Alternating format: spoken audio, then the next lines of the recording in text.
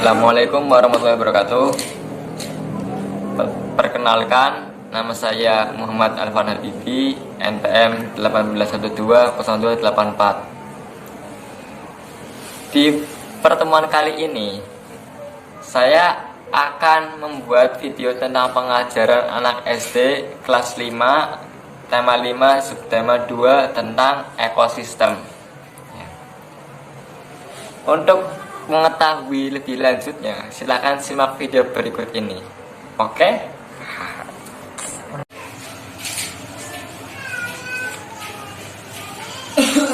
Assalamualaikum warahmatullahi wabarakatuh. Waalaikumsalam warahmatullahi wabarakatuh. Selamat pagi anak-anak. Gimana kabar kalian hari ini? Berharap semuanya dalam keadaan baik dan sehat semuanya. Sebelumnya, apa ada yang nggak berangkat? Bismillahirrahmanirrahim. Dan video. Ya sih. Kali ini kita akan belajar tentang ekosistem. Sebelumnya, apa ada yang udah tahu apa itu ekosistem? Kalau belum ada yang tahu, Bapak akan menjelaskannya. Jadi, ekosistem adalah hubungan timbal balik antara makhluk hidup dengan makhluk tak hidup atau lingkungannya. Seperti contohnya yaitu antara hewan dengan tumbuhan atau dengan lingkungan sekitarnya itu. Dalam ekosistem itu terbagi menjadi dua komponen. Yang pertama, komponen biotik dan komponen abiotik. Yang dimaksud dengan komponen biotik adalah komponen ekosistem yang berwujudkan atau berupa makhluk hidup seperti hewan, tumbuhan, dan manusia. Dan yang dimaksud dengan komponen biotik ini adalah sebuah komponen dari ekosistem yang terdiri dari benda-benda mati yang ada di sekitar kita, seperti batu, tanah, atau cahaya matahari, atau dan lain-lain. Ekosistem di dalamnya itu memiliki satuan penyusun, yaitu ada individu, populasi, dan komunitas. Yang dinamakan individu adalah makhluk hidup tunggal, seperti seekor burung atau sebatang pohon. Dan populasi adalah sekelompok individu yang sejenis yang mendiami suatu tempat tertentu, seperti segerombolan lebah atau segerombolan semut. Dan yang ketiga ada komunitas. Komunitas adalah merupakan kumpulan populasi yang berbeda dan hidup bersama di suatu tempat tertentu. Seperti di dalam air memiliki berbagai macam komunitas, dari ikan, berudu, sampai katak ya.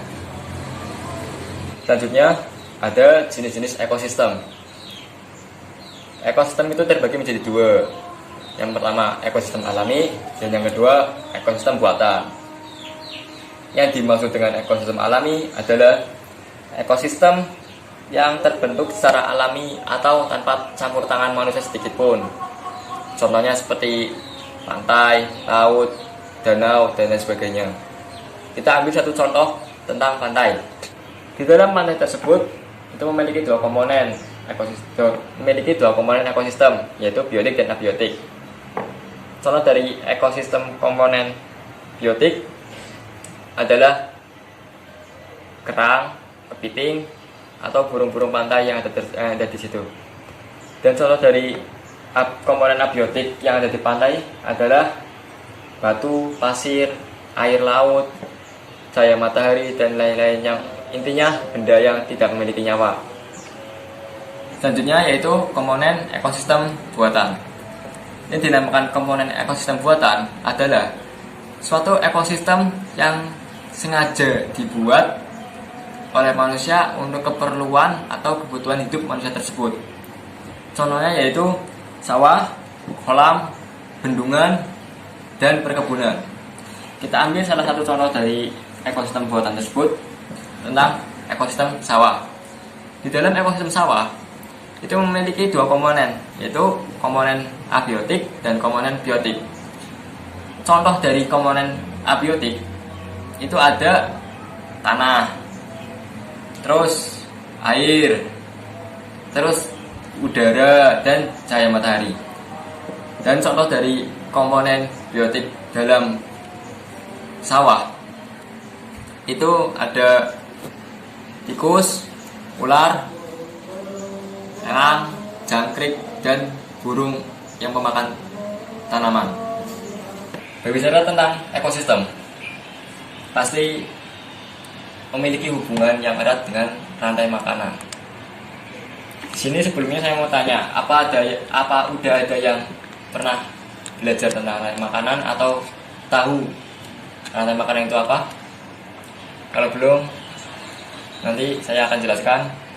Yang dinamakan rantai makanan itu adalah suatu hubungan antara makhluk hidup di mana makhluk tersebut itu saling makan dan dimakan. Sebagai contoh, Bapak akan ambil gambar.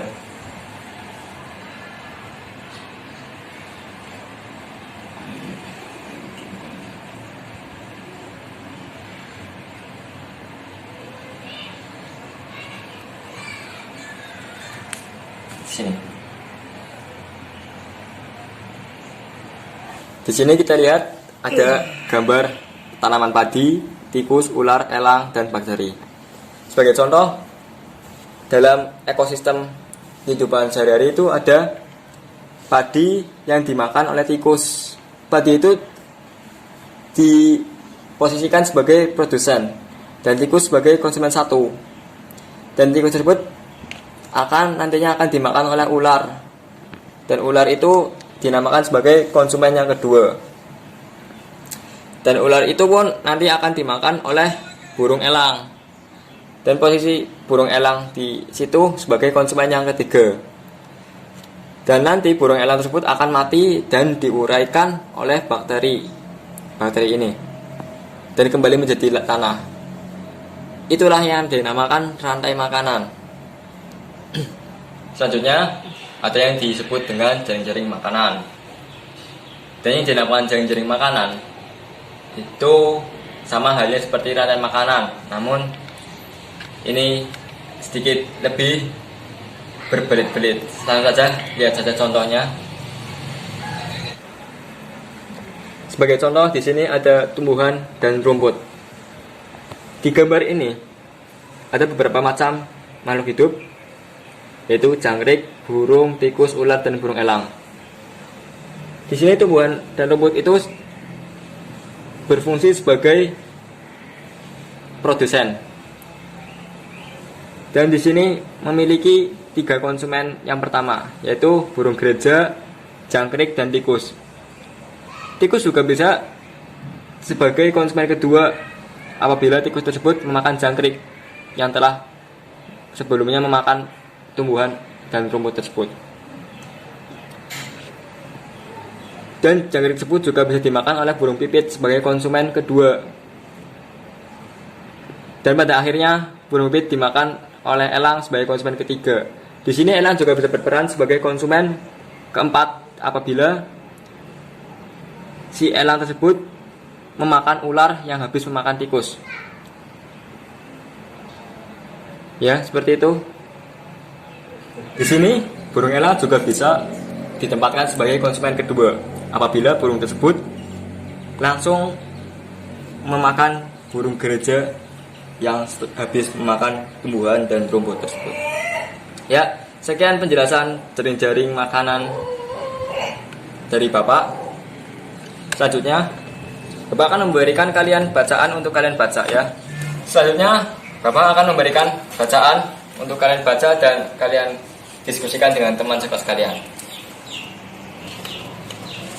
Ya, Bapak beri waktu 10 menit untuk kalian baca dan diskusikan. Apabila ada yang kurang paham, bisa langsung ditanyakan ke Bapak.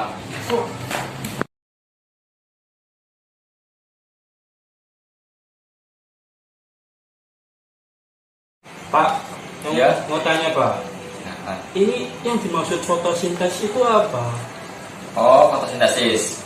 Jadi fotosintesis itu adalah sebuah proses pemasakan bagi tumbuhan melalui daun-daunnya dan dibantu oleh sinar matahari. Seperti itu. Oh, Pak mau tanya Pak, Oh iya, silakan. kenapa manusia, hewan dan jamur itu dinamakan konsumen? Oke. Manusia, hewan dan jamur itu dinamakan konsumen itu karena ketiganya tersebut.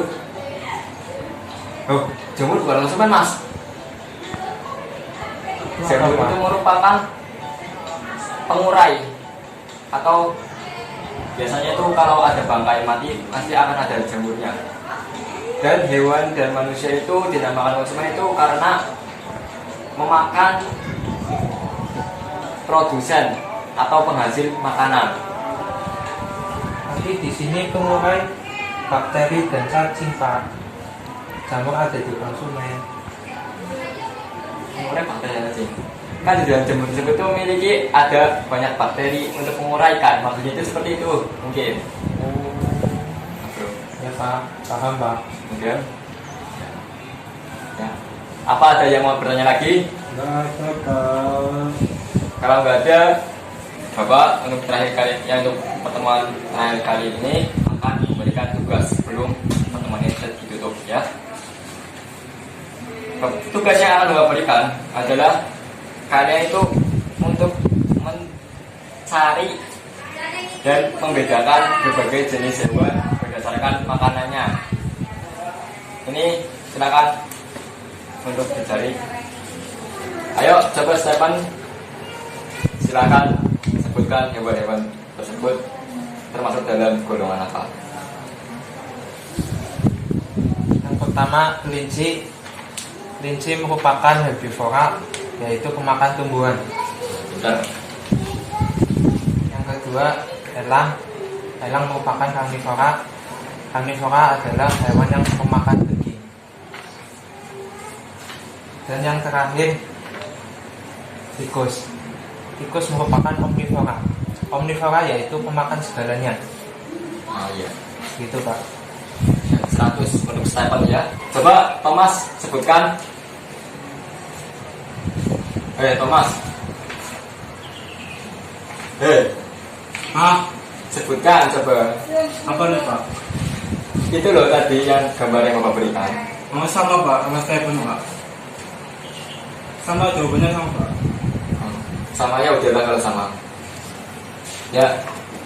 Jadi kesimpulan untuk pertemuan pada hari ini adalah ekosistem merupakan suatu hubungan timbal balik antara makhluk hidup dan makhluk yang tak hidup. Dan ekosistem tersebut dibagi menjadi dua, ekosistem buatan dan ekosistem alami. Di dalam ekosistem keduanya tersebut memiliki dua komponen, yaitu komponen biotik dan komponen abiotik. Contoh dari komponen biotik adalah hewan, tumbuhan, dan manusia. Dan contoh dari komponen abiotik yaitu batu, tanah, sinar matahari, dan lain-lain sebagainya. Dan juga benar tadi yang dikatakan oleh Stephen tentang kelinci sebagai makhluk herbivora, tikus sebagai omnivora, dan elang sebagai hewan karnivora. Sekian pertemuan Bapak pada hari ini. Bila ada kesalahan, Bapak mohon maaf sebesar-besarnya. Wassalamualaikum warahmatullahi wabarakatuh. Waalaikumsalam warahmatullahi wabarakatuh. Sekian video pembelajaran pada pertemuan kali ini. Bila ada kesalahan, mohon maaf yang sebesar-besarnya.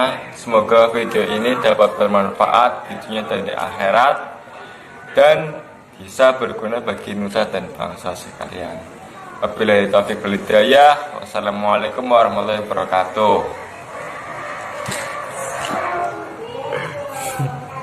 Kayak gitu, Pak.